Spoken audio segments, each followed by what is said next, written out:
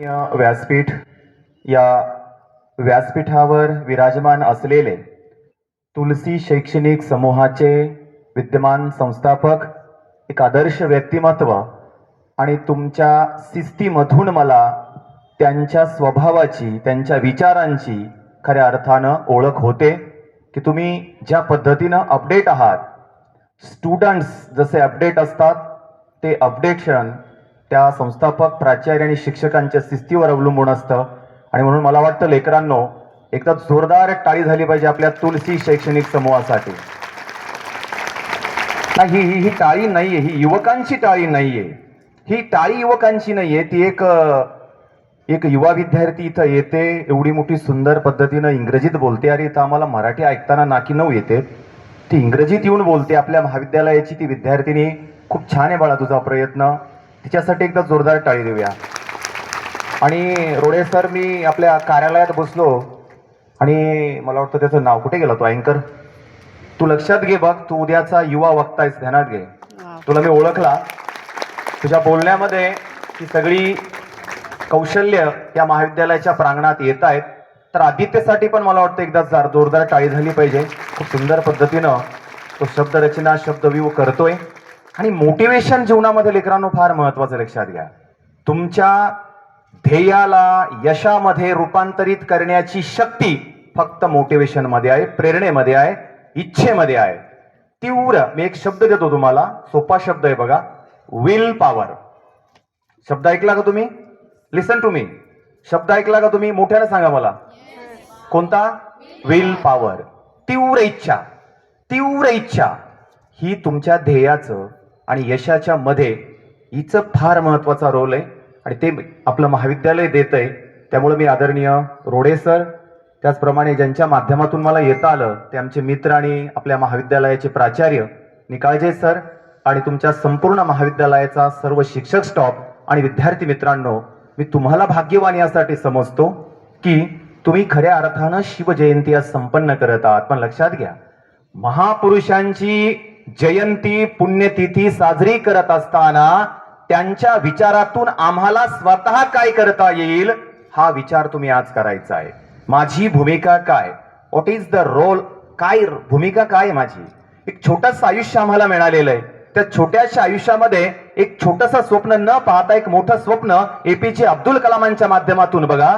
जर ते स्वप्न पूर्ण करताना अडचणी आल्या तर कलामांच्या विचारांना समोर ठेवा, तुम्हाला पुढे झेपावण्यास ते बळ देतील. आणि म्हणून खऱ्या अर्थानं आज आपलं महाविद्यालय शिवजयंती साजरी करताना मला एवढा आनंद वाटतोय.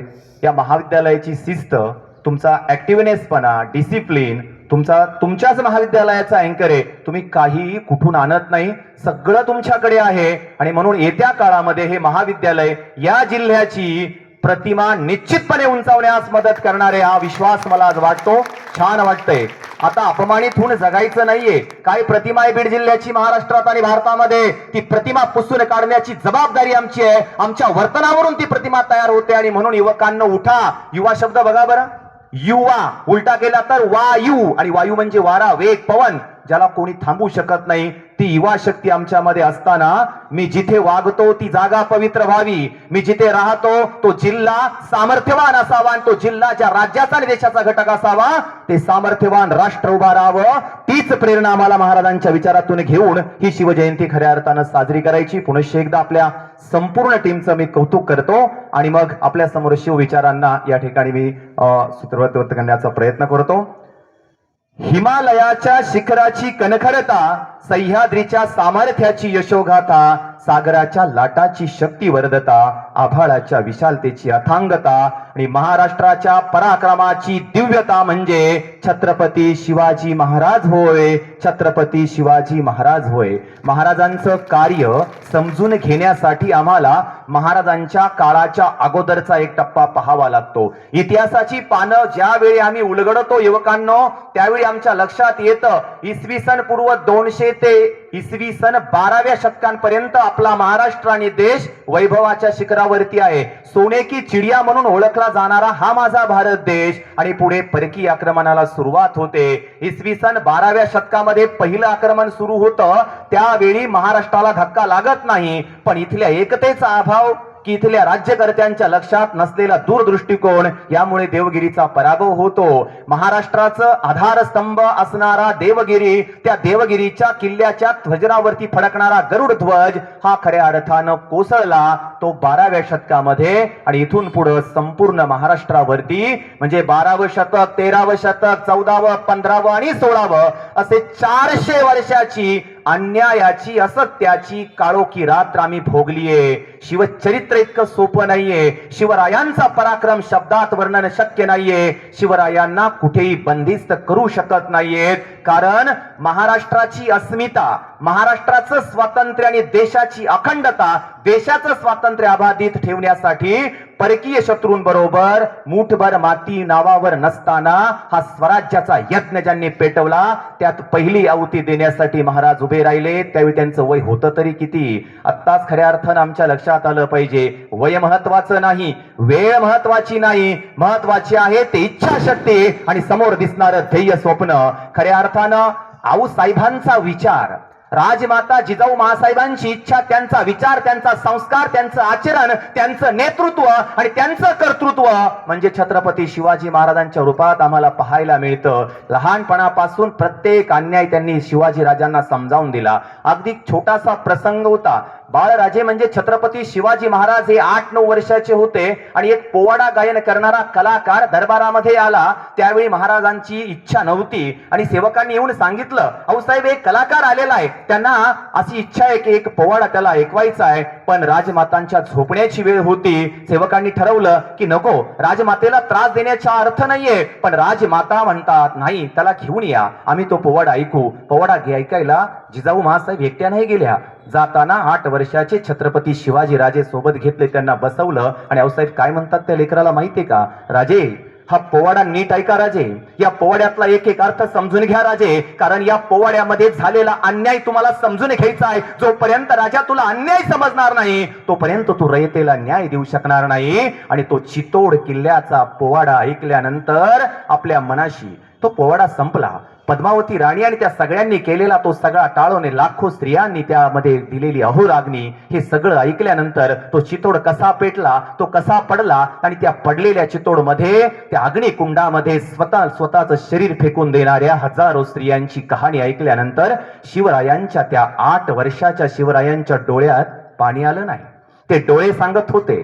ते डोळे ज्यावेळी आऊसाहेबांनी पाहिले त्यावेळी त्या डोळ्यातनी त्या शिवरायांनी ठरवलं होतं की चितोडची घटना घडली हा माझा भूतकाळ आहे, पण येणाऱ्या काळामध्ये पुन्हा आता चितोड सारखी घटना घडू देणार नाही, हा ठाम निश्चय वयाच्या 8व्या वर्षी त्यांनी केला. म्हणून हा स्वराज्याचा डाव आहे. राजांना राजा व्हायचं नव्हतं, त्यांना सिंहासनावर बसण्याची इच्छा नव्हती किंवा त्यांना काही कुठं असं वेगळं काहीतरी करण्याची गरज नव्हती. पण खऱ्या अर्थाने बहमणी राज्य संपलं. 5 तुकडे आणि 5 शाह्या निर्माण झाल्या. कदाचित त्या राजांनी जर रयतेला व्यवस्थित वागणूक दिली असती, एकतर खऱ्या अर्थानं ते राजे जर सामान्य माणसासाठी जगले असते, तर पुढे शिवरायांना त्यांचा अन्याय थांबवण्यासाठी तलवार हाती घ्यावी लागलीच नसती. आणि तो पोवाडा ऐकला, भारुड ऐकली, अशा अनेक सगळ्या गोष्टी वेचत वेचत राजे खऱ्या अर्थानं आपल्या जीवनाचं ध्येय म्हणजे मातृभूमीचं रक्षण हे करत होते. म्हणून तर त्यांनी एक विचार पुढे नेमला, हे राज्य अवघ्यांनी ते रक्षावे. हा विचार सामान्य माणसामध्ये गेला की हे राज्य एकट्या शिवरायांचं नाहीये, एकट्या सेनापतीचं नाहीये, एकट्या प्रधान मंडळीचं नाहीये, हे राज्य रयतेचं आहे आणि या राज्याचं रक्षण करणं हे रयतेचं काम आहे. जगाच्या इतिहासामध्ये 17 राजे आदर्श मानले जातात, पराक्रमी मानले जातात. 17 राजांच्या इतिहासाशिवाय जगाचा इतिहासात युवकांनो पूर्ण होत नाही. त्या 17 राजांमध्ये छत्रपती शिवाजी राजे आहेत. पण तुम्हाला सांगताना मला अभिमान वाटतो की जगाच्या 17 शौर्यवान पराक्रमी राजांच्या यादीमध्ये छत्रपती शिवाजी राजे हे पहिल्या क्रमांकावरती ठरतात. ते त्यांच्या आदर्श वर्तुळामुळं, कारण बाकीचे राजे कुठे ना कुठेतरी कमी पडतात. शौर्य तर सगळ्यांकडेच होतं. तुम्हाला असं म्हणायचंय की शिवाजी महाराजांसारखं लढता कोणाला येत नव्हतं असं आहे का? नाही. महाराष्ट्रात सामर्थ्यवान मनगटे होती, कीर्तिवान माणसं होती. पण जिजाऊ मासाहेब म्हणतात की माझं एक लेकरू जरी गेलं, मी पोरकी जरी झाले, या युद्धामध्ये, या डावामध्ये, स्वराज्याच्या यज्ञामध्ये शिवरायांना मी आता समर्पित केलंय, यामध्ये त्यांचं बलिदान गेलं तरी मला काही वावगं वाटणार नाही. पण महाराष्ट्र पुरुषार्थहीन आहे आणि महाराष्ट्र हा कमजोर लोकांचा आहे, हे मी इतिहासात लिहू दिलं जाणार नाही. या विचारानं हे शिवविचार आणि हे स्वराज्य पुढे महाराष्ट्राच्या समोर येतंय. काय प्रसंग येतो, किती दहशत आहे ती. अरे कित्येक लोक स्वतःच्या जमिनी घर सोडून डोंगरांच्या कपाऱ्याला जाऊन बसली होती का, तर टप टप टप टप घोड्यांच्या टापांचा आवाज आला की ती सैतानात घुसली की गावं पेटली जायची आणि मग काय अत्याचार अन्याय व्हायचा हा इतिहासालाही सांगता येत नाही. किती लोकांना छळलं गेलं, मारलं गेलं, कारण काय माहित नाही, फक्त अन्याय आणि लूट या सगळ्या गोष्टींचा इतिहास. आणि मग हा स्वराज्याचा विचार. शिवनेरी ते रायगड हा जो प्रवास महाराजांचा 50 वर्षाचा आहे, या 50 वर्षाच्या टप्प्यामध्ये शिवरायांनी अद्भुत कार्य करून दाखवलं. शिवरायांच्या स्वराज्यामध्ये जातीवाद दिसला नाही, कारण त्यांचे अंगरक्षक जर बघितले तर नूरखान बेग नावाचा मुस्लिम सेनापती हा त्यांचा अंगरक्षक होतो. आणि मग आम्ही म्हणतो की शिवरायांनी मुस्लिमांच्या विरोधामध्ये राज्य केलं, तर ही चुकीचं आहे लेकरांनो. हे राज्य, ही लढाई, शिवरायांची युद्ध हे मुस्लिमांच्या विरोधात नाही, ते कुठल्या धर्माच्या विरोधात नाही. मग जर हे धर्मयुद्ध असं आम्ही मानलं असतं तर औरंगजेबाच्या दरबारामध्ये मिर्झा राजासारखा रजपूत असला असता का? नाही. रजपूत तर हिंदू होते. अरे औरंगजेबाचं राज्य रजपुतांच्या तलवारीच्या बळावरती होतं. एकटा मिर्झा राजा जरी फिरला असता तरी औरंगजेबाला राजा होता आलंच नसतं, हा इतिहास आम्हाला सांगतो. म्हणून खऱ्या अर्थानं हे राज्य, हे युद्ध, हा विचार हा धर्मामधला नव्हता. हा युद्ध, हे विचार, हा संघर्ष कुठल्या जातीमधला नव्हता. हा संघर्ष होता न्याय विरुद्ध अन्याय. हा संघर्ष होता स्वराष्ट्र, स्वकीयता आणि परकीयता. हा संघर्ष, हा युद्ध होतं ते खऱ्या अर्थानं स्वतःच्या राष्ट्राचं रक्षण करणं, संस्कृती टिकवणं. हजारो वर्षांपासून सुरू होत असलेली भारतीय संस्कृती विनाशात जाऊ नये. आम्ही कोणावर अन्याय करत नाही. तुम्ही इतिहास काढून बघा, भारतानं कधी कोणावर आक्रमण केलं नाही. अनेक आक्रमण आम्ही सहन केली, तरीही आज आम्ही कसे का होईना आहोत. कुठे? अरे आमचा अखंड हिंदुस्थान जर बघितला तर तो इराण पर्यंत आहे. इराण पासून ते इकडे मंगोलिया पर्यंत आमचा अखंड भारत आहे. आज 15-16 तुकडे झाले तरी आम्ही शांत आहोत. पण खऱ्या अर्थानं एक शांततेचा विचार, आणि आमचा विचार काय भारतीय संस्कृतीचा माहित आहे ना तुम्हाला? हे विश्वची माझे घर, ऐसी मती जयाची स्थिर, किंबहुना चराचर आपणची झाला विश्वाचं कल्याण होणं. विश्वाचं, संपूर्ण विश्वाचं कल्याण हा आमच्या ज्ञानदेवांचा विचार आणि ती आमची संस्कृती, ती शिवरायांनी खऱ्या अर्थानं. कारण अन्यायाला जर थांबवायचं असेल तर त्या अन्यायाच्या विरोधात जशी परिस्थिती आहे तसाच निर्णय घ्यावा लागतो. आणि म्हणून महाराजांनी कधी बुद्धीचा उपयोग केला, कधी शक्तीचा उपयोग केला, कधी युक्तीचा उपयोग केला, कधी कधी त्यांनी पावलं माघारी पण घेतली. त्याचा प्रसंग म्हणजे मिर्झा राजे ज्यावेळी आले होते. मिर्झा राजांनी ज्यावेळी स्वराज्यावरती आक्रमण केलं होतं त्यावेळी 24 किल्ले महाराजांना द्यावे लागले. पर्याय नव्हता, कारण मिर्झा राजे बलाढ्य, त्यांच्यासोबत दिलेर खान, 40,000ची देखणी फौज, लढवई फौज, आणि त्यातही महाराज किती क्षणाक्षपणाने वागतात ते बघा. म्हणजे महाराज ज्यावेळी 2 पावलं मागं घेतात त्यावेळी त्यांना हे माहित आहे की कदाचित तो वाघ सुद्धा कधी कधी 2 पावलं मागे सरकतो, कारण तुम्ही मागे सरकता तेव्हा तर पुढे झेप घेता येते, हे त्यांना माहित होतं. ती वेळ बाकी होती, तो प्रसंग बाका होता. मिर्झा राजेंसोबत उघड्या मैदानावर युद्ध शक्य नव्हतं, संपूर्ण स्वराज्य नष्ट झालं असतं. आणि म्हणून बचेंगे तो और लढेंगे या उक्तीचा उपयोग केला. पहिल्यांदा बुद्धिभेद करण्याचा ते प्रयत्न करतात. त्याच्याही पलीकडे महाराजांचा एक मावळा हा मिर्झा राजांच्या छावणीत घुसून त्यांना मारण्याचा प्रयत्न करतो, पण तो फसतो. आणि मग इकडे खऱ्या अर्थानं पुरंदरचं युद्ध सुरू राहतं. दिलेर खान मोठ्या स्वाभिमानानं मिर्झा राजांना जाऊन सांगतो की 2 दिन में वो पुरंदर मुगलों के कब्जों में होगा. 2 दिन में 40 दिवस झालं तो लढतोय पण पुरंदर पडत नव्हता. काय सांगायचं? या पुरंदरावरती असणारे मुरारबाजी. आणि महाराजांचं खऱ्या अर्थानं सूत्र काय होतं माहित आहे? महाराजांच्या राज्यामध्ये कोणीही सेनापती नाहीये, कोणीही सैन्य नाहीये, कोणीही भेद नाहीये. फक्त नियोजनासाठी त्या पदांची निर्मिती त्यांनी केलेली आहे. पण त्यांची शिकवण होती, हे बघा, या पुरंदर किल्ल्याचं रक्षण करतानाची जबाबदारी मुरारबाजीवर आहे. पण यदा कदाचित जर तुमचा सेनापती पडला तर तुम्ही सगळे सेनापती आहात, कोणीही सूत्र हाती घ्या आणि तुमचं युद्ध चालू ठेवा.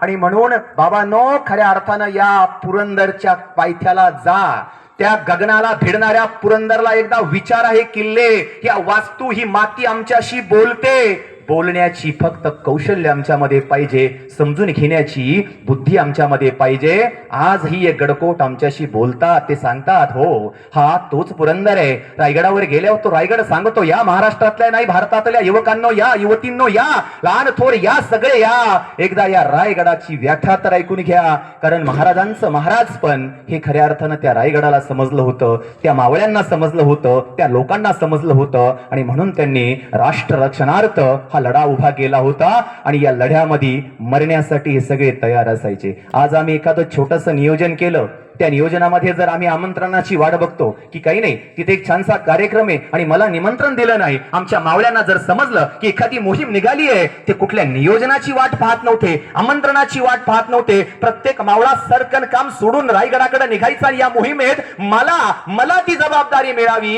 यासाठी तो धडपडायचा. विचार करा, शिवरायांनी निर्माण केलेल्या स्वराज्यातील मावळे कसे होते आणि आज भारताचं अखंडत्व अबाधित राहण्यासाठी आमची भूमिका काय आहे. आज आमच्या राष्ट्राबद्दल आमच्या मनात ती अस्मिता, तो जोश, तो प्रेम, तो संस्कार आहे का, हा प्रश्न मी तुमच्यावर सोडवतो. 1980 मध्ये चीन आणि भारत इक्वल आहेत. कदाचित चीन थोडा पाठीमागे आहे, पण आज ऑलिम्पिक्स मध्ये चीन आमच्या पुढे निघून जातो आणि आम्ही फक्त राष्ट्रभक्तीचे नारे लावून मोकळे राहतो. असं करून आम्हाला थांबणार नाही. आम्ही कोण आहोत? आम्ही हिंदू आहोत, मुस्लिम आहोत, शीख आहोत, काय आहोत हे नंतर. आम्ही पहिल्यांदा भारतीय आहोत. डॉक्टर बाबासाहेब आंबेडकरांनी दिलेल्या संविधानाचे आम्ही नागरिक आहोत. हा विचार आम्हाला समजला पाहिजे. म्हणून येणाऱ्या काळामध्ये जातीपाती धर्म यामध्ये स्वतःला न विभागून घेता अखंड भारतासाठी, सामर्थ्यवान राष्ट्रासाठी हा शिवविचार घेऊया. हा महापुरुषांचा विचार आत्मसात करून स्वतःच ध्येय समोर ठेवून आत्मसात करूया.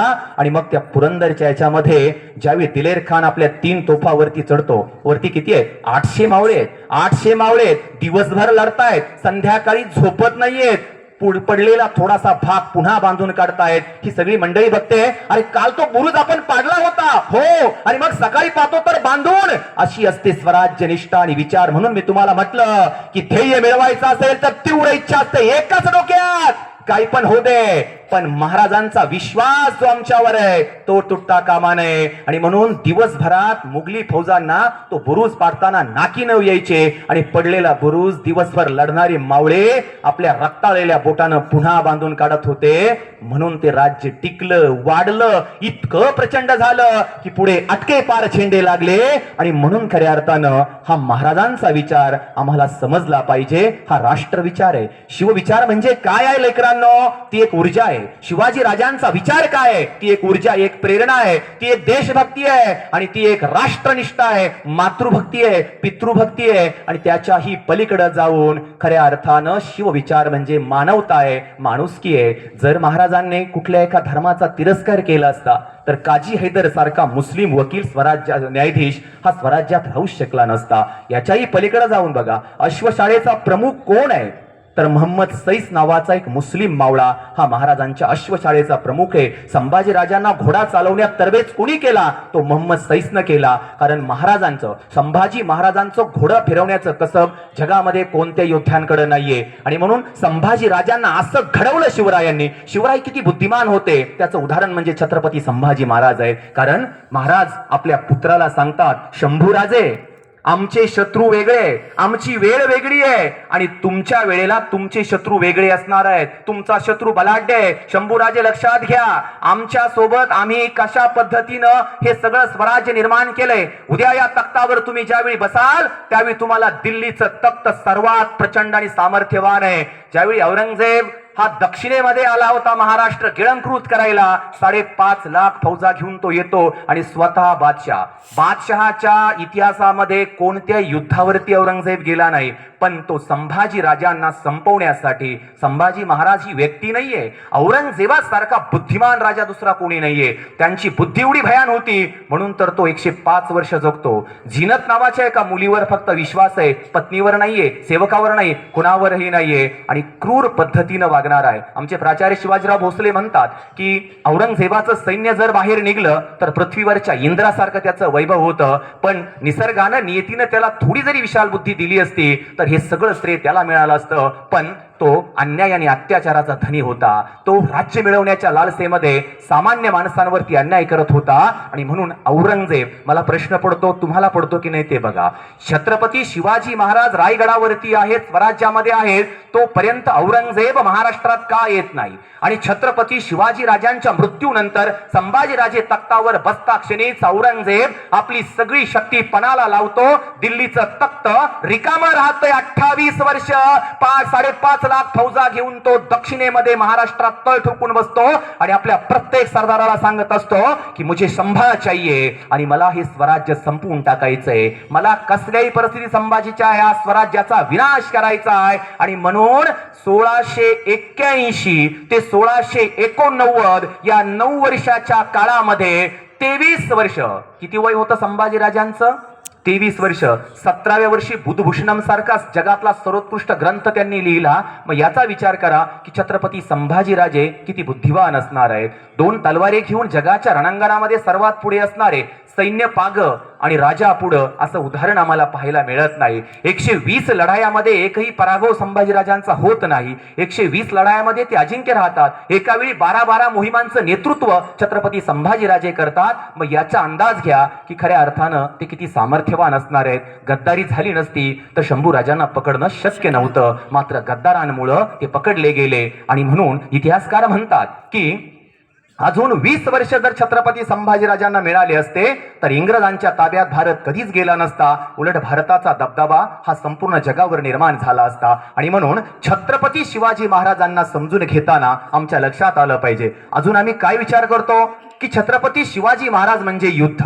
मग आमच्या डोळ्यापुढे येतं ते प्रतापगड एक अफजल खान मारला गेला आणि मग असं केलं गेलं. आणि या सगळ्या गोष्टी, युद्ध हा त्यांच्या जीवनाचा एक भाग आहे. याच्यापेक्षा वेगळं कार्य महाराजांचं आहे. महाराजांचं शैक्षणिक कार्य पण अप्रतिम आहे. त्यांनी शेतकऱ्यांसाठी सुद्धा ज्या योजना राबवलेल्या आहेत त्या आजच्या राज्यकर्त्यांनी जर अभ्यासल्या आणि लागू केल्या तर बळीराजाचं राज्य येऊ दे हा विचार आम्हाला निश्चितपणानं एक प्रेरणादायी होऊ शकतो. त्याच्याही पलीकडं जलयुक्त शिवार ही संकल्पना आज आम्ही राबवतो. पण त्या शिवापूरमध्ये जाऊन बघा, त्या हायवेवर असणारं शिवापूर आहे, तिथे स्वराज्यामध्ये शिवरायांनी तत्कालीन बांधलेले बंधारे आजही आम्हाला पाहायला मिळतात. हा पाणी अडवा पाणी जिरवा यासारखा सिद्धांत शिवरायांनी त्यांच्या स्वराज्यात निर्माण केला गेला. त्याच्याही पलीकडं त्यांचं अष्टप्रधान मंडळ म्हणजे आत्ताची आपली लोकशाही आहे. सरांनी आता जे सांगितलं की डॉक्टर बाबासाहेब आंबेडकरांनी खऱ्या अर्थानं संविधान लिहिताना सगळ्यात अगोदर शिवरायांच्या स्वराज्य कारभाराची बारकाईनं पाहणी आणि अभ्यास केला होता. म्हणून तर बाबासाहेब आंबेडकर म्हणतात की संविधान लिहिताना मला फार त्रास झाला नाही, कारण माझ्या समोर ही छत्रपती शिवरायांचा आदर्श स्वराज्याचा राज्यकारभार होता. म्हणून मी एक चांगलं संविधान देऊ शकलो. छत्रपती शिवाजी महाराज हे एका महाराष्ट्राचे राजे नाहीयेत, ते देशाचे राजे नाहीयेत, तर त्यांचा आदर्श अनेक राष्ट्रांनी घेतलेला आहे. त्यातलं जर उदाहरण सांगायचं झालं तर व्हिएतनाम नावाचं एक राष्ट्र आजही अस्तित्वात आहे. 1980च्या काळामध्ये व्हिएतनाम आणि अमेरिका यांच्यात संघर्ष सुरू झाला. हे अमेरिका इंग्लंड हे जे राष्ट्र बलाढ्य आहेत पण यांच्या नजरा वाईट आहेत. यांना फक्त कमजोर राष्ट्रांवरती हल्ले करायचे, तिथली संपत्ती लुटायची आणि मग स्वतःला श्रीमंत म्हणायचं, अशा धारेनं चालणारे हे अमेरिकेसारखे राज्य. व्हिएतनाम एक छोटं राज्य आहे. या व्हिएतनाम राज्यावरती अमेरिकेनं खऱ्या अर्थानं संघर्ष सुरू केला. बऱ्याच कालावधी इतिहासात शीत युद्ध म्हणून हे युद्ध प्रसिद्ध आहे. आणि शेवटी व्हिएतनाम हा छोटं राष्ट्र होतं, ते कंटाळून गेलं.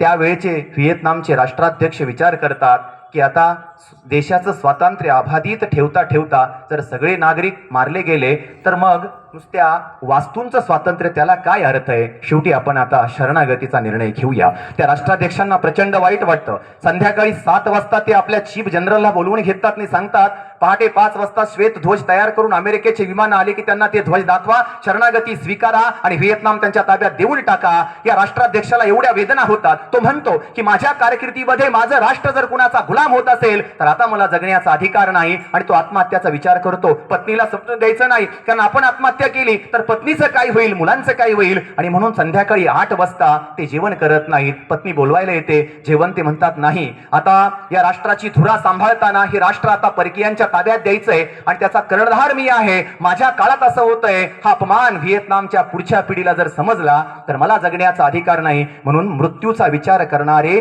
व्हिएतनामचे त्यावेळचे राष्ट्राध्यक्ष मृत्यूच्या अगोदर त्यांना एक सवय होती. ती सवय तुमच्या पुढे सांगून जातोय. ती सवय होती वाचनाची. ती वाचनाची सवय होती, ती भगतसिंगांची पण बघा. उद्या फाशी होणार आहे, त्याच्या आदल्या रात्रीपर्यंत भगतसिंग लिहितोय, वाचतोय, व्यायाम करतोय, आणि मग तो समोरचा जेलर म्हणतोय तेरे जैसा पागल मैंने देखा नहीं है, तर भगतसिंग म्हणतो अरे छट, तुझं इंग्रज सरकार पहाटेपर्यंत राहील का याचा विचार कर. अरे जर माझा विचार माझ्या भारतीयांना समजला, तो समजला का नाही मला माहित नाही. आणि म्हणून भगतसिंगाला फाशीवर देताना हसणारे आम्ही आहोत बरेच जण. एक इंग्रज अधिकारी लिहून ठेवतो, ज्यावेळी आम्ही मराठी सत्तेचा पराभव केला, शेवटचा राजा मारला गेला, रस्त्याच्या दोन्ही बाजूनं भारतीय लोक उभे होते आणि ते टाळ्या वाजवत होते, पण त्यांना हे कळत नव्हतं की त्यांचा राजा, त्यांचं स्वातंत्र्य संपलेलं आहे. तो इंग्रज अधिकारी लिहून ठेवतो, त्या रस्त्याच्या दोन्ही बाजूला असणाऱ्या भारतीयांनी तिथला एक एक दगड उचलून जरी आम्हाला हाणला असता तरी आम्हाला भारत सोडून जावा लागला असता. आणि म्हणून असं गाफील राहण्यात अर्थ नाहीये. हे राष्ट्र सुरक्षित तर आम्ही सुरक्षित, हा विचार आम्हाला लक्षात आला पाहिजे. आत्महत्येचा विचार व्हिएतनामच्या राष्ट्राध्यक्षांनी केला, पण एक सवय, ते म्हटले आता मरायचं तर आहेच आहे, पण चला सवय सोडायची नाही. ज्या सवयीमुळं एक सामान्य नागरिक ते व्हिएतनामचा राष्ट्राध्यक्ष झालो, ज्या सवयीमुळं मला एवढं उत्तुंग व्यक्तिमत्व जगता आलं, ती सवय माझ्या वाचनाची आहे. म्हणून ते आपल्या लायब्ररीमध्ये जातात, तिथले पुस्तकं चालतात, एक पुस्तक हातात घेतात, वाचायला सुरुवात करतात. वाचता वाचता अतिशय अतिशय ऊर्जा, प्रेरणा, शक्ती, राष्ट्रभक्ती, आत्महत्येचा विचार निघून गेला. आणि मग डोक्यात आलं, अरे आपण चीफ जनरलला काय सांगितलंय की उद्या पहाटे शरणागती स्वीकारायची नाही. पुन्हा त्यांना टेलिफोन केला गेला आणि बोलून घेतलं की नाही. मग तो चीफ जनरल जेव्हा समोर आला त्यावेळी तो आपल्या राष्ट्राध्यक्षासमोर उभा आहे, त्यानं सॅल्यूट केला आणि म्हणतो काय, तो मनात विचार करू लागला, संध्याकाळी 7 वाजता राष्ट्राध्यक्ष जसे होते ते राष्ट्राध्यक्ष आता नाहीयेत, आता पहाटेचे 3 वाजलेत, हे राष्ट्राध्यक्ष अचानक कसे बदलले. अरे सैनिक आहे तो, राष्ट्राच्या रक्षणासाठी मरतो तो सैनिक आहे, पण आपल्या राष्ट्राला सुरक्षित ठेवतो, म्हणून त्या सैनिकाप्रती आमच्या मनात सदैव अभिमान असला पाहिजे. कसलाही विचार करत नाही. आजही आमचं भारतीय सैन्य ज्या सीमेवर सुरक्षा करतं, विचार करत नाही मला पत्नी आहे, आई आहे, विचार करत नाहीत माझी मुलांचं काय होणार आहे. बस डोक्यात एकच असतं, इथं ड्युटीला आहे, समोर शत्रू आहे, काय होईल ते होईल. हा विचार भारतीय सैनिकात शिवरायांनी पेरलेला आहे, तो आजही आमच्या आर्मीमध्ये आहे. आणि म्हणून खऱ्या अर्थानं हा देश सुरक्षित आहे. म्हणून आम्हाला लक्षात आलं पाहिजे, जिथे कुठे आम्हाला सैनिक दिसतो, मला तर खरा अभिमान वाटतो, मनातल्या मनात त्या सैनिकाला नमन करतो. त्याची माझी ओळख नसते, पण एक विचार असतो की हा सीमेवरती आहे म्हणून मी इथे सुरक्षित आहे. त्या सैनिकाला जात नाही, धर्म नाही, पंथ नाही, त्याचं ध्येय एकच आहे, भारत मातेचं रक्षण करणं. आणि म्हणून युवकांनो, शिक्षणातून असं एक ध्येय मिळवा, त्या ध्येयापर्यंत जाऊन पोहोचा. UPSC MPSC हे आजच्या खऱ्या अर्थानं संधी आहे, तुम्ही करू शकता. मला ऐकायला आनंद वाटेल की बीड जिल्ह्यात सर्वात जास्त MPSC धारक आहेत. मला ऐकायचंय, ते स्वप्न आहे की UPSC मध्ये बीड जिल्हा रँक घेतो, फक्त कॉपी मध्ये नाहीये. आणि म्हणून खऱ्या अर्थानं अभ्यास हाच ध्यास. तुकाराम महाराज म्हणतात, असाध्य ते साध्य करिता सायास, करावा अभ्यास तुका म्हणे.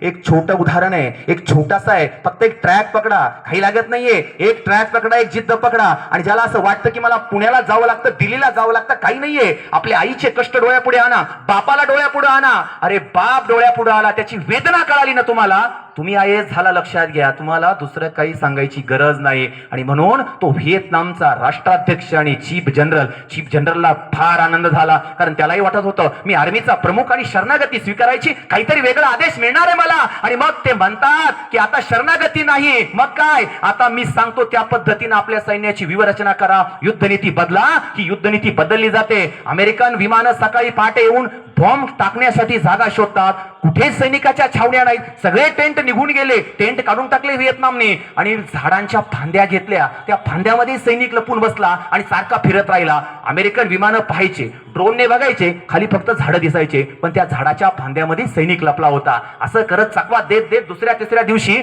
अशा यंत्रणेतनं विमानं पाडायला सुरुवात झाली. अरे मागच्या 5-6 वर्षात एकही विमान पडलं नाही, 4 दिवसात 10 विमानं अमेरिकेची कोसळली. अमेरिका हुशार आहे, कारण इज्जतवान राष्ट्राला त्याला वाटलं आता व्हिएतनामकडून जर आपण हरलो तर काही खरं नाही, युद्धबंदीची घोषणा होते, व्हिएतनाम अजिंक्य राहतो, राष्ट्राध्यक्ष खुश होतात, चीफ जनरलची छाती अभिमानानं भरून येते, पण त्याला राहत नाही. पारे रात्री 7 वाजता शरणागती स्वीकारणारे राष्ट्राध्यक्ष 4 तासात कसे बदलले हे विचार ऐकण्यासाठी तो पुन्हा एकदा येतो आणि सांगतो की मला प्लीज टेल मी, मला सांगा ते काय घडलं. आणि त्यावेळी अभिमानानं बसलेले ते राष्ट्राध्यक्ष सांगतात की संध्याकाळी 7 वाजता आत्महत्येचा विचार ह्याच मनात आला होता आणि एक सवय होती वाचण्याची, म्हणून मी त्या लायब्ररीतल्या पुस्तकांमध्ये गेलो आणि त्यातलं एक पुस्तक काढून वाचत बसलो.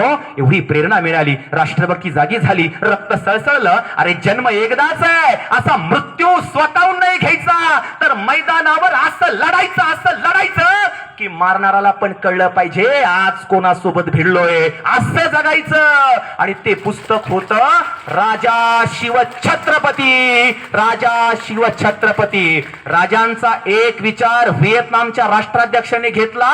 आज बघा, आज ही व्हिएतनाममध्ये शिवजयंती जगात सर्वात मोठ्या पद्धतीने होते. पुढच्या टप्प्यात काय झालं की व्हिएतनामचे परराष्ट्र मंत्री भारतामध्ये आले. ते पण राष्ट्राभिमानी होते. त्यांनाही वाटलं अरे आमच्या राष्ट्राध्यक्षांनी जो विचार घेतला त्यामुळे आम्ही सुरक्षित आहोत. तर अशा राजाचा जन्म ज्या देशात झाला त्या ठिकाणी जाऊन त्याच्या समाधीवरती डोकं आपटून येऊया म्हणून ते दिल्लीला आले. दिल्लीला आल्यावर त्यांनी विचारलं की ती शिवरायांची समाधी आहे का? ते म्हणाले नाही. ते म्हटले असं काय करताय हो, संपूर्ण जग, अरे आमचा व्हिएतनाम त्यांच्या विचारामुळे वाचला, तुमच्या राजधानी समाधी नाहीये, मग कुठे वेळ वाया घालू नका, तुमचा पाहुणचार नकोय मला, त्यांच्या समाधीवर डोकं टेकायचंय. मग तिथं सांगितलं ती महाराष्ट्रात आहेत. ते विमानतळावरून तसेच महाराष्ट्रात आले. मुंबईत उतरल्या त्यांनी कुठले स्वागत हार न घेता विचारलं की मुंबईमध्ये राजाची समाधी कुठे? ते म्हणाले नाही इथे नाहीये. अरे मग कुठे आहे? ती रायगडावर आहे. मग तिकडेच घेऊन चला, तुमचा पाहुणचार नको मला.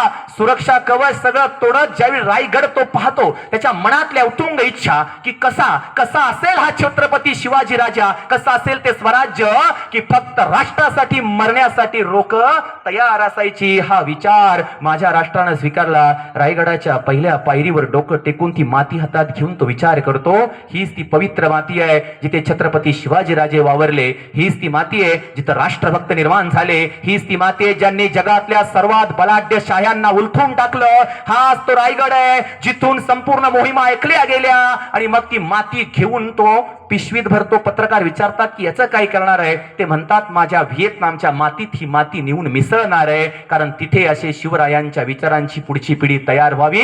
आणि म्हणून युवकांनो, शिवजयंती साजरी करत असताना आम्हाला भगवे कपडे घालून नाही चालणार, आम्हाला प्रतिमा ठेवून नाही चालणार, आम्हाला डीजे पुढे नाचून नाही चालणार, आम्हाला घरात फोटो लावून नाही चालणार. तर आमचं वर्तन असं असलं पाहिजे की जर एखाद्या संकटात सापडणारी मुलगी असेल, एखाद्या संकटात सापडणारा शत्रू असेल आणि त्याला कळालं की हे शिवभक्ताचं घर आहे, हे सुरक्षित आहे, मग तो शत्रू का असे ना तो काही करणार नाही. हा विश्वास आम्हाला निर्माण करण्याची जबाबदारी आहे आणि तो शिवविचार आम्ही स्वीकारावा असं मला वाटतं. आमचं जगणं, वागणं, वर्तन हे शिवविचारात व्यक्त व्हावं, ज्यातनं माणुसकी जिवंत राहावी. कोणालाही वाटू नये की हा शिवभक्त आहे, हा आधार आहे, हा आधार आहे. शिवराय म्हणजे काय आहे तर आधार आहे. आणि शाहिस्ते खान त्याच्या डायरीमध्ये लिहितो, माहितीये ना, ज्यावेळी शाहिस्ते खानाची 3 बोटं तुटतात ती पळून जातं, निघून जातं, पण तिथून निघून गेल्यावर त्याची पत्नी क्रोधाने लाल झालेली असते. बघतेच काय येते आता, अरे असं असते का? एवढा मोठा शाहिस्ते खान, एवढं सगळं सामर्थ्य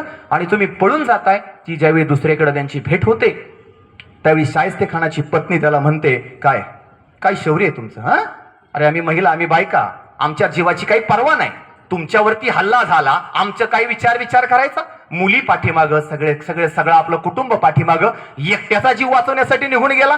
अरे शिवाजी महाराज असे असते तर नसतं असं झालं. कोण म्हणतंय? शत्रूची पत्नी म्हणते, हा विश्वास तुमच्याबद्दल आहे का? तुमच्या बापाचा तुमच्यावर विश्वास आहे का? आई तुमच्या विश्वासावर ठाम आहे का? आपल्याकडून चूक झाली आणि कोणीतरी जाऊन सांगितलं तर आपल्या आई वडिलांना असं वाटलं पाहिजे, शक्य नाही. एकदा विचार करा, माझं लेकरू असं वागू शकत नाही, हे तुमचं जगणं आहे आणि तो शिवविचार आहे. अरे असं बिनधास्त ध्येयासाठी लढायचंय. आज जाताना एवढंच सांगतोय की तुम्ही बदललाच पाहिजेत. सरांचा फोन चालला पाहिजे किंवा काय, पण एक दिवसासाठी नाही, हा संपूर्ण आयुष्यासाठी बदलायचंय.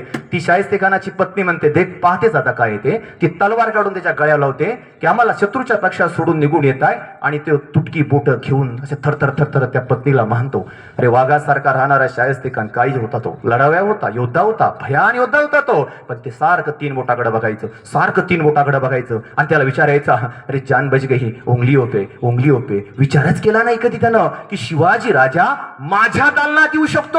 माझ्या दालनामध्ये किती लांब आहे, इथून 20 कोस माझी चौकी आहे. किती सैन्य आहे, तिथून किती चौक्या येतात आणि या लाल महालात तर मी किती सुरक्षा केलेली आहे. अरे मुंगी सुद्धा येऊ शकत नाही शत्रूची. इथं शिवाजी महाराज स्वतः येतात आणि येतात तर येतात, माझ्या करंगळ्या तोडून जा, माझे बोट तोडतात. आणि मग तो आपल्या पत्नीला सांगतो की माझ्यावरती माझा विश्वास वाटत नव्हता की माझ्यावर हल्ला होईल, झाला तरी माझा जीव जाईल, पण मी एकच केलं, मी तुला वाचवायला गेलो असतो तर आपण सगळे मारले गेलो असतो. आणि मला डोक्यात आलं की शिवाजी महाराज हा शत्रूच्या स्त्रीला सुद्धा धक्का लावणार नाही.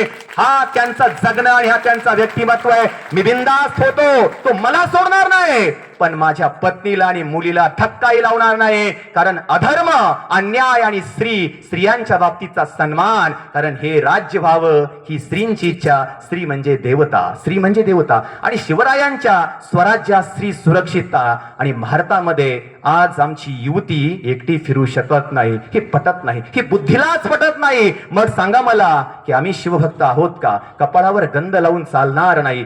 युवकांना आमचं आचरण असं पाहिजे. या महाविद्यालयात तुम्ही घडलात ना, येणाऱ्या काळात विचार झाला पाहिजे की इथून जसं फर्ग्युसन आहे, सावरकर सारखा विद्यार्थी तिथून घडला गेला, विवेकानंद ज्या कॉलेजामधून आले तसे आम्ही का नाही? आम्ही कुठेतरी रील्सच्या नादी लागतोय आणि स्वतःचा वेळ वाया घालतो. लक्षात घ्या, आयुष्यात सगळं दुसऱ्याला देऊन टाका, प्रेम तर बिनधास्त करा, पण ते पण बघा. मी त्याला विरोधात नाहीये, पण तुमचा वेळ इतरांना देऊ नका. तो दिलेला वेळ तुम्हाला पुन्हा कधीच मिळणार नाही, कधीच मिळणार नाही. दिलेला वेळ कधीच मिळणार नाही. आणि म्हणून एक नियोजन पाहिजे. शिवचरित्र काय सांगतं आम्हाला?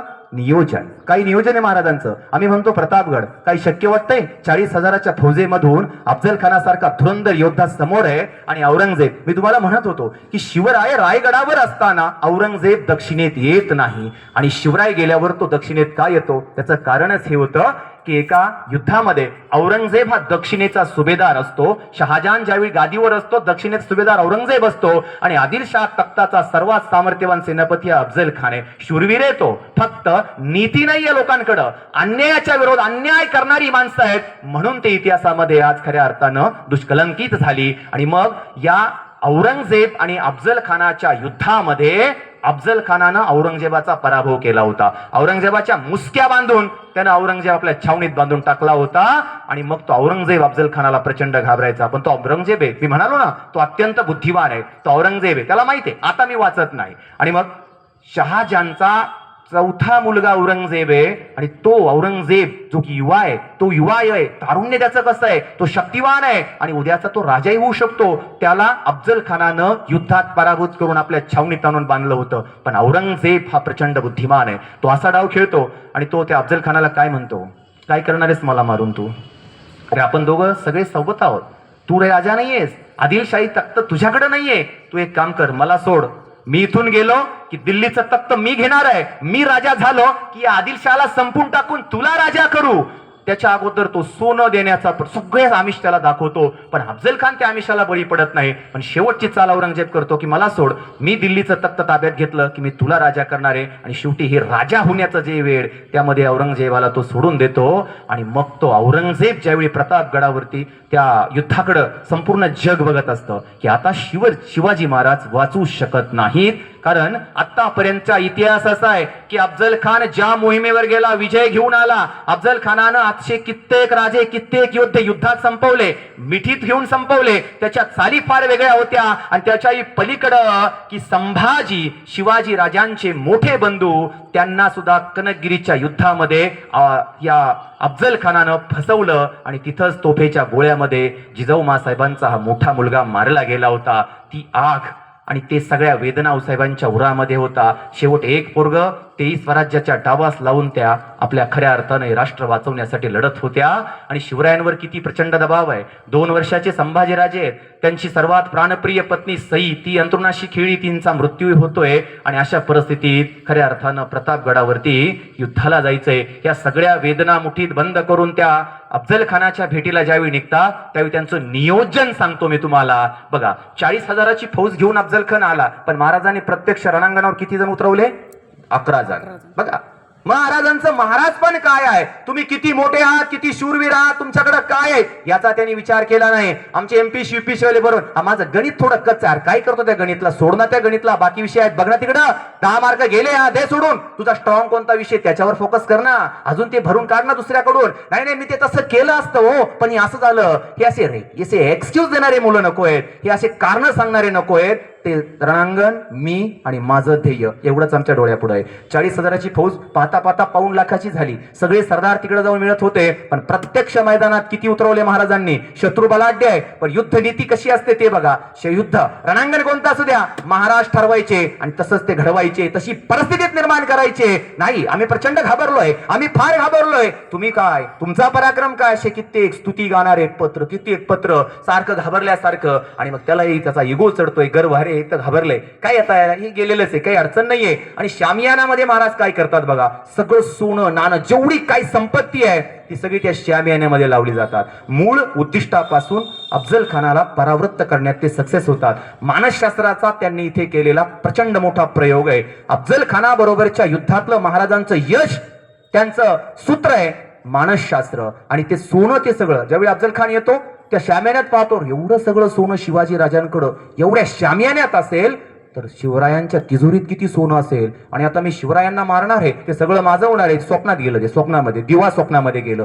ते स्वप्नामध्ये गेलं, उद्दिष्ट बाजूला राहिलं आणि त्याचा ओव्हर कॉन्फिडन्स जास्त होता. महाराजांनी 12ची वेळ निवडली आहे. 12च्या वेळेला सूर्य स्वच्छ प्रकाश देतो आणि मग अफजल खानाचं सैन्य ज्या जाळीत लपून बसलेलं आहे त्या सगळ्या सैन्यांवरती नियंत्रण ठेवता येते, म्हणून दुपारची 12ची वेळ आहे. महाराजांचं प्रत्येक युद्ध बघा, एका युद्धात एकच सेनापती दिसेल तुम्हाला. मुरारबाजी पुरंदरवरच आढळेल, बाजी प्रभू घोडकिंडीतच आढळेल. एक सेनापती, एक योद्धा पुन्हा नाही, एक चाल पुन्हा नाही आणि एक नीती पुन्हा नाही. सगळं वेगळं पण आहे त्यांचं. त्यामुळं त्यांच्या युद्धामध्ये कोणालाही त्यांचा हात पकडता आला नाही. आणि याच्यामध्येही अंगरक्षक म्हणून किती जबाबदारी आहे त्यांची. संभाजी कावजीला दिलेली भूमिका किती महत्वाची आहे. जीवा महालाला काय सांगितलंय की जीवा महाला, तुझं काम एकच आहे आणि ते म्हणजे फक्त सय्यद बंडा. तो स्वतः अफजल खान जरी मला मारायला आला तरी तुझं लक्ष फक्त सय्यद बंडावर ठेवायचंय, माझ्यावर नाही. प्रत्येकाची जबाबदारी वेगळी आहे. भावनेतनं युद्ध करायचं नाही. युद्धात कशालाही माफी मिळत नाही, लक्षात घ्या. आणि यामध्ये तान्हाजी मालुसरेंना राग येतो.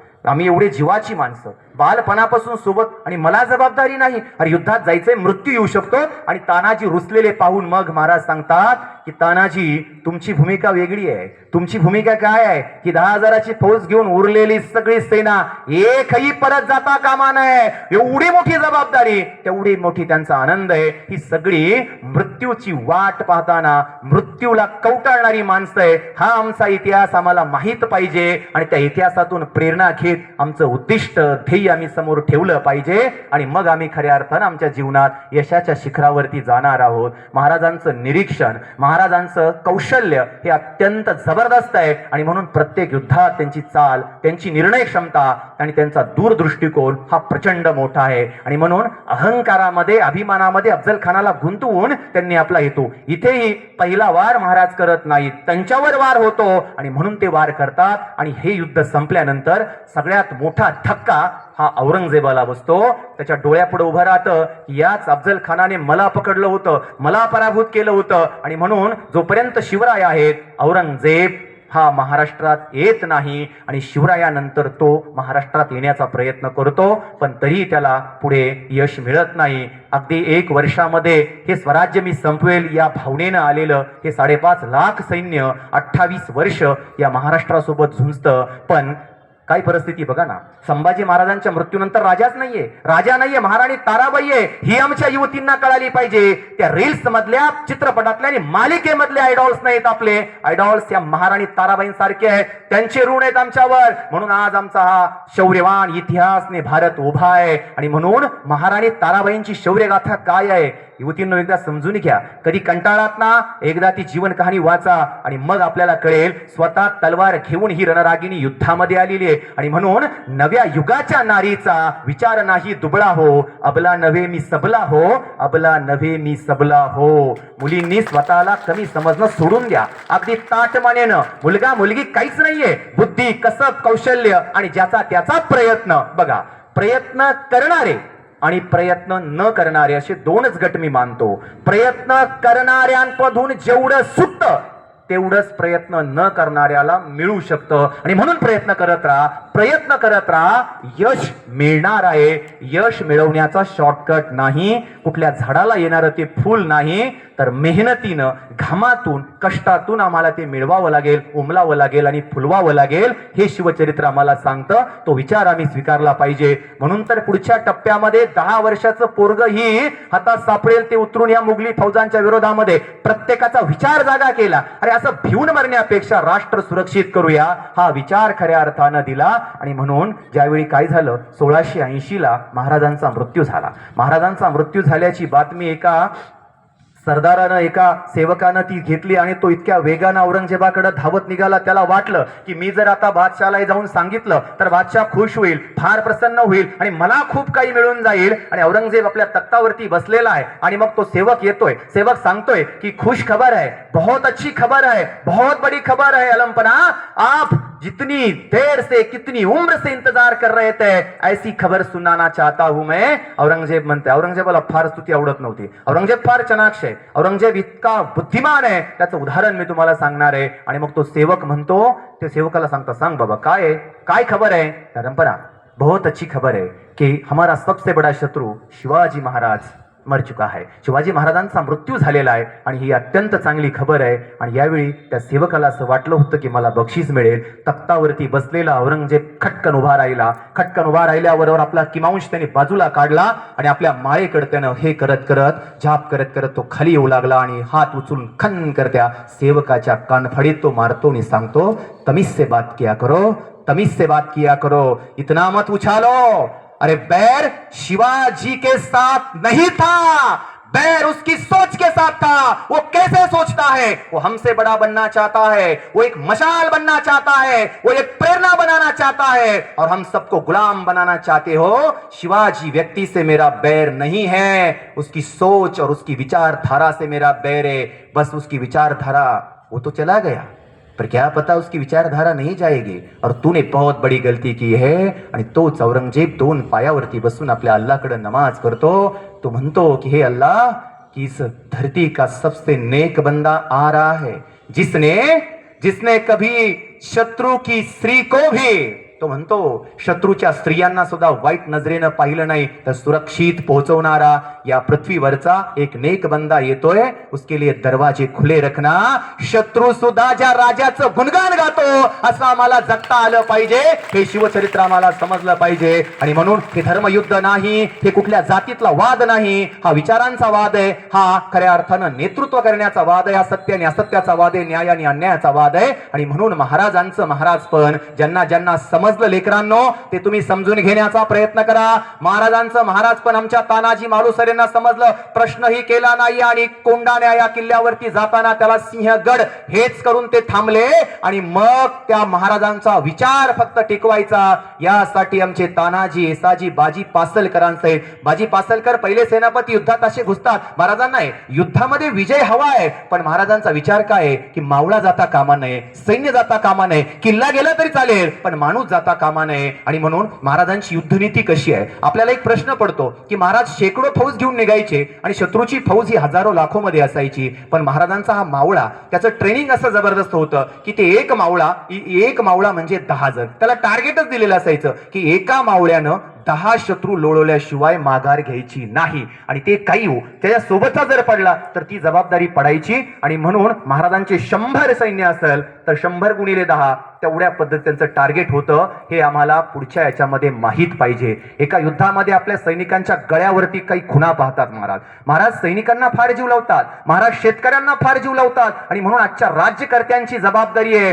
की सैनिक आणि शेतकरी हा सुरक्षित झाला पाहिजे. जोपर्यंत आमचा बळीराजा हा सुखात नाही, आम्हाला काहीही जगण्याचा अधिकार नाही. आणि म्हणून शेतकऱ्यांचं दुःख हे खऱ्या अर्थानं समजून ते दूर करण्यासाठी आम्ही सगळ्यांनी प्रयत्न केला पाहिजे. तोही माणूस आहे, खबाड कष्ट करतो. जा मोबाईलच्या दुकानामध्ये जा आणि 1 रुपया कमी करून दाखवा, जा डॉक्टरांकडे 10 रुपये कमी करून दाखवा, जा वकिलाकडे 100 रुपये कमी करून दाखवा. नाही, जा शेतकऱ्याच्या शेतामध्ये, तो म्हणेल घेऊन जा, काही अडचण नाही, एवढ्या मोठ्या मनाचा माझा राजा आहे. पण वेळ कधीतरी येईल, कुणीतरी त्यासाठी उभा राहील हा विचार त्यानं सोडला पाहिजे. आणि म्हणून शिवचरित्रातला खऱ्या अर्थानं शेतकऱ्यांचं स्वराज्य कसं आहे, जमिनी कसायला देतात, हाताला काम देतात. चोऱ्या करणारे गुन्हेगार पकडल्यावर महाराज शिक्षा नाही करत, म्हणतात का रे बाबा असं करतात तुम्ही, कामच नाही आम्हाला. त्यांना जमिनी कसायला देतात असा राजा असतो. म्हणून 17 राजांमध्ये ते आदर्श ठरतात. ते आदर्श राजे, रयतेचे राजे हे खऱ्या अर्थानं ठरतात. ते उगाच नाहीये, त्यांच्या जीवनामध्ये एकही चूक नाही. असं मनुष्य जीवन कोणालाही जगता येत नाही. संभाजी महाराजांवर आरोप होतात की संभाजी महाराजांनी अशा चुका केल्यात. आरोप झाल्याबरोबर आपला मुलगा एक कटघऱ्यात उभा राहतो आणि संभाजी राजांना सांगितलं जातं की ज्या काही राजकीय सुविधा आहेत सगळ्या बंद करा. जोपर्यंत आरोप हे गुन्हेगार किंवा यांच्यावरचे आरोप हे खरे की खोटे हे ठरत नाही तोपर्यंत यांना आता राजकीय अधिकार नाही. स्वतःच्या मुलाला सुद्धा आरोप झाल्यानंतर ते उभे करतात. अशा पद्धतीनं न्यायाचं स्वराज्य निर्माण करणाऱ्या या महामानवाला कुठल्याही जातीत कुठल्याही धर्मात बंद न करता तो एक राष्ट्र विचार आहे, तो एक मानवतेचा विचार आहे, तो विश्व कल्याणाचा विचार आहे आणि एक राष्ट्र उभा करण्याची ताकद ही शिवविचारामध्ये आहे. हे आम्ही समजून घेतलं पाहिजे. आणि म्हणून शिवाजी राजांच्या बद्दल आम्ही खऱ्या अर्थानं त्यांना जर आम्हाला अजून मोठ्या उंचीवर न्यायचं असेल तर आमची कृती आणि आमचं जगणं हे अशाच पद्धतीनं आदर्शवत असावं असं मला वाटतं. बघा ना, कोंडाजी फर्जन सारखा योद्धा आहे. महाराज ज्यावेळी त्याला विचारतात, कोंडाजी पन्हाळा हा स्वराज्याच्या सीमेवर तो आला पाहिजे. जी येणार की. मग कोंडाजी त्या पन्हाळ्यावर 4000ची फौज आहे, तुम्हाला किती सैन्य द्यायचं? मला होय. महाराज म्हणतात 3000. नाही नाही 3000 नाही. ठीक आहे 4000 आहे, मग 4000 घेऊन जा. नाही नाही नग 4000 नग. मग ठीक आहे असं करा 5000ची फौज घेऊन जा. अहो राज 5000 कशाला? बरं ठीक आहे असं करा 10,000ची फौज घेऊन जावं. राजा ऐका ना जरा मी काय म्हणतोय. मला तुमचे 10,000 नको, 5,000 नको, 3,000 नको. पन्हाळ्यावर किती फौज आहे म्हटले? 3-4 हजाराची. मग मला फक्त 60 गडी द्या. काय म्हणतात कोंडाजी? मला फक्त 60 गडी द्या. महाराज पण अवाक होतात. कोंडाजी आम्हाला किल्ला हवाय, तुम्हाला हरवायचं नाहीये. राजा ऐका की फक्त 60 जण द्या, पण ती मी निवडणार. मला पाहिजे एवढा सगळा लवा जमा घेऊन खवा जायचं काय करायचं? मला ते 60 जण हवेत, ते मी निवडणार आहे. आणि म्हणून प्रत्येक स्किल कौशल्य ज्याच्यामध्ये आहे, कोण भाला चालवतो तो निवडला, कोण गोफण चालवतो तो निवडला, कोण खऱ्या अर्थानं डोंगरावर पटपट चढू शकतो तो निवडला. ज्याच्याकडे जे कौशल्य आहे असे 60 जण निवडले. पन्हाळ्याच्या उंचीचा एक डोंगर हेरला. दररोज सकाळी चढायचं उतरायचं, चढायचं उतरायचं, चढायचं उतरायचं. आम्हाला इतिहासाने सांगितलं की युद्ध असं झालं की युद्ध तसं झालं. त्याच्या मागची मेहनत काय या मावळ्यांची बरी, यातनं त्यांना काय मिळणार आहे? काही नाही काही नाही. बस हे राजा आपल्यासाठी करतायत, पुढच्या पिढ्या सुरक्षित राहाव्या म्हणून करतायत. हा विचार आमच्या कोंडाजी बाबांना समजला.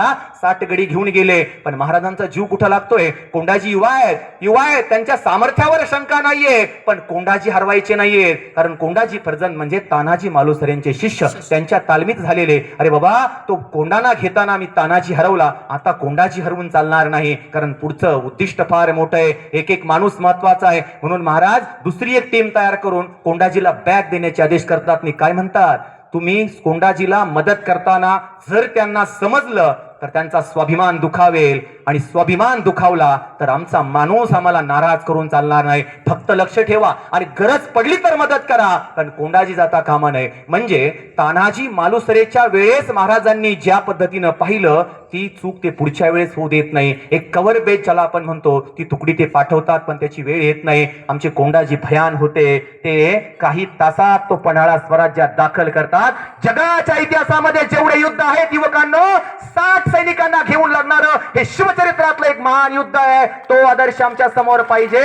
आणि आम्ही म्हणतो की हा विषय मला येतच नाही. कॉलेज आणि शाळेला जर टाइमपास समजत असाल, ही तारुण्य अवस्था जर तुम्हाला मौज मजा वाटत असेल तर तुमच्या जीवनाचं खऱ्या अर्थानं स्वप्न संपलं. हे तारुण्य शिवाजी सावंतांच्या शब्दामध्ये निसर्गानं दिलेला सर्वात श्रेष्ठ वर, जीवनाच्या नगराकडे जाणारा एकमेव मार्ग, मनाच्या मयुराचा पसरला पूर्णासा पिसारा, आणि उद्यानात भावनांच्या उद्यानातील धुंद केवढा, विश्वकर्त्याच्या रथातील धावणारा सर्वात ऐटदार घोडा, अशक्य गोष्टी शक्य करणारा काळ म्हणजे तारुण्य. म्हणजे तारुण्य ती चुकीच्या दिशेनं जाऊ देऊ नका. तुमच्या तारुण्याला म्हणजे तुम्हाला एक जबाबदारी आहे, तुमच्या कुटुंबाची आणि तुमच्या राष्ट्राची. हे शिवविचार आम्हाला खऱ्या अर्थानं सांगतं. ते लक्षात घ्या आणि त्या दृष्टिकोनातून स्वतःचं टार्गेट निश्चित करा. ते ध्येय सतत आम्हाला समोर दिसलं पाहिजे. वाटेल की हे मिळवताना थोडी अडचण येते, तर अशा वेळी या महापुरुषांची जीवनगाथा उलगडा,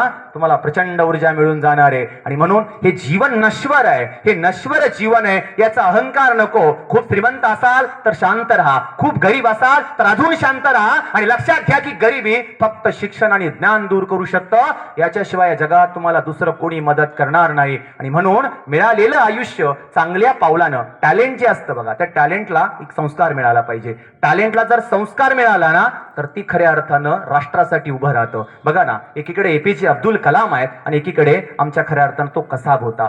कसाबी मारला गेला आणि एपीजे अब्दुल कलाम. पण एपीजे अब्दुल कलामांसाठी संपूर्ण राष्ट्र तळमळलं, कारण ते एपीजे अब्दुल कलाम 2 ड्रेस घेऊन संसदेमध्ये जातात. अरे काय माणूस आहे, काय जगणं आहे. अग्निपंख आम्हाला देऊन जातात आणि खऱ्या अर्थानं आमच्या युवकांना, आमच्या राष्ट्राला भक्कम मिसाईल मॅन ऑफ इंडिया ज्यांना म्हणतात, त्यांना किती आमिष आली होती. पाकिस्तान म्हणालं की आमच्याकडे या, अमेरिका म्हटलं इथं या, हे म्हणले तिकडे या. ते म्हणतात नाही, जिस मिट्टी में मेरा जन्म हुआ है उसी के लिए ये मेरा जीवन रहेगा. हा विचार आम्हाला समजला पाहिजे.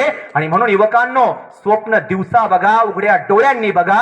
स्वप्नात स्वप्न परी नको, ध्येय असू द्या, ध्येय. ते ध्येय सतत टोचत राहिलं पाहिजे की नाही, मला मला मला हे व्हायचंय, मी का बरं आय एस होऊ शकत नाही, ते बाकीचे होतात, मला का बरं असं होतात नाही. आणि आय एस झाल्यानंतर पुन्हा त्या सिस्टीमचा भाग होऊ नका, तर वेगळं सिस्टीम निर्माण करत सामान्य माणसाला न्याय देण्यासाठी प्रयत्न करा.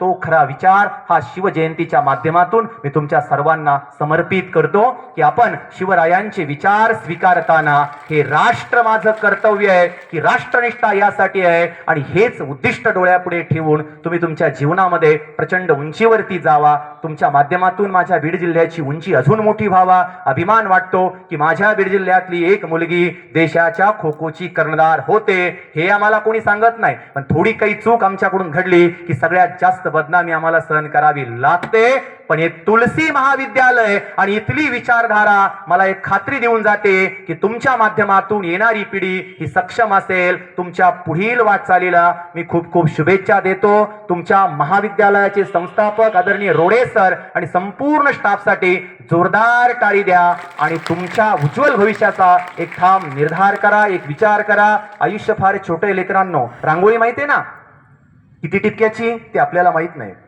ती महिला ठरवते की किती टिपक्याची काढायची, कोणती रंग भरायचे. पण आयुष्य एक रांगोळी लेकरांनो, लक्षात घ्या. ती किती टिपक्याची आहे हे जरी विधात्याच्या हातात असलं ना, तरी त्यात कोणते रंग भरायचे ते आपल्या हातामध्ये. संस्काराचे, ध्येयाचे, स्वप्नाचे कोणते रंग भरायचे ते भरा. आई वडिलांना ताटमानानं जगता यावं असंच वर्तन असू द्या. शेतामध्ये माझा बाप, त्याला बोराटीची झोप, तिथे राबतो कष्ट तो शेतकरी माझा बाप. शेतकरी कधी बघा, तुमचे आई वडील जर शेतकरी असतील ना, तर ज्यावेळी बाप झोपलाय ना, त्याची झोप मोडणार नाही अशा वेळी त्याच्या टाचा जाऊन बघा, किती भैया पडलेले आहेत त्याला. त्याचा हात एकदा हातात घ्या लेकरांनो, एकदा हातात घेऊन बघा त्या बापाचा हात. तुमच्या हातापेक्षा तो किती कष्टप्रद आहे, किती रट आहे, किती हे. ती वेदना एकदा समजली आई वडिलांना, आयुष्याच्या शेवटपर्यंत फक्त आई वडीलच ध्यानात घ्या. आ म्हणजे आत्मा, ई म्हणजे ईश्वर. साने गुरुजी म्हणतात की ईश्वराला प्रत्येक ठिकाणी जाणं शक्य नव्हतं, म्हणून त्याने आई निर्माण केली, की आमच्या संस्कृतीची सर्वात मोठी देणगी आहे. म्हणून रशिया आज आमचा खऱ्या अर्थानं अध्यात्म विचार घेतोय. रशियामध्ये आज कृष्ण विचार सुरू आहे. आज अमेरिकेमध्ये बघा आमच्या भारतीय संस्कृतीची विचारधारा सुरू आहे. आणि आम्ही मात्र फॅशन आणि डिझायनिंगच्या माध्यमातून काय करतोय यावर मला भाष्य न करता फक्त प्रश्नचिन्ह सोडतो की तुम्ही खऱ्या अर्थानं तुमच्या संस्कृतीची ओळख मिटू देऊ नका. ही संस्कृती महान आहे. महाराणा प्रतापासारख्या, छत्रपती शिवरायांसारख्या, नेताजी सुभाषचंद्र बोसांसारख्या हजारो क्रांतिकारकांनी या देशाच्या अस्मितेसाठी प्राणत्याग केलाय. हे विसरून आम्हाला चालणार नाही. स्वार्थी जीवन जगत बसू नका, ते फार कंजक्टेड आहे. थोडा विशाल विचार करूया. आणि मग त्या ओळ, घेतला जो श्वास आता तो पुन्हा ना लाभणे, मानसाने मानसाशी मानसा समवागणे, हीच मुची प्रार्थनान हेच मुचे मागणे. ही संस्कृती आमची, ज्ञानदेवांची विचारधारा, संतांची विचारधारा आणि शिवरायांची विचारधारा. शिवरायांची विचारधारा आत्मसात करत जीवन ध्येय गाठा. पुन्हा एकदा आपल्या महाविद्यालयाच्या मॅनेजमेंट टीमला मी खूप खूप धन्यवाद देतो. आपण या ठिकाणी मला बोलावलं, सन्मानित केलं. ते ढोल पथक सुद्धा तुमच्याकडे आहे, म्हणजे तुम्ही एवढे स्वावलंबी आहात. मला एवढा, मी आज तुम्हाला काही देऊन जातोय की नाही मला माहित नाही, पण सर मी काहीतरी घेऊन जातोय आपल्या महाविद्यालयातून आणि ते ढोल मुली वाजवत होत्या याचा मला इतका अभिमान वाटतोय. त्या ढोल वाजवणाऱ्या मुली तिथून इथपर्यंत, आणि म्हणून या मुली दाखवतायत की आम्ही कमजोर नाहीये, आम्ही कमजोर नाहीये. मुलींची संख्या आज इथे सर्वात जास्त आहे, युवक आहेत, किती वरून गरम होत आहे, पण तरीही तुम्ही ते ऐकतायत. ही मानसिकता बऱ्याच जणांना वाटते सर आता थांबतील, मग थांबतील, पण आता खरंच थांबतोय. पुन्हा एकदा माझ्या आवाजाला एक सोबत द्या, खून आवाज घुमला पाहिजे. राजाधिराज शिवछत्रपती महाराज की, भारत माता की. धन्यवाद.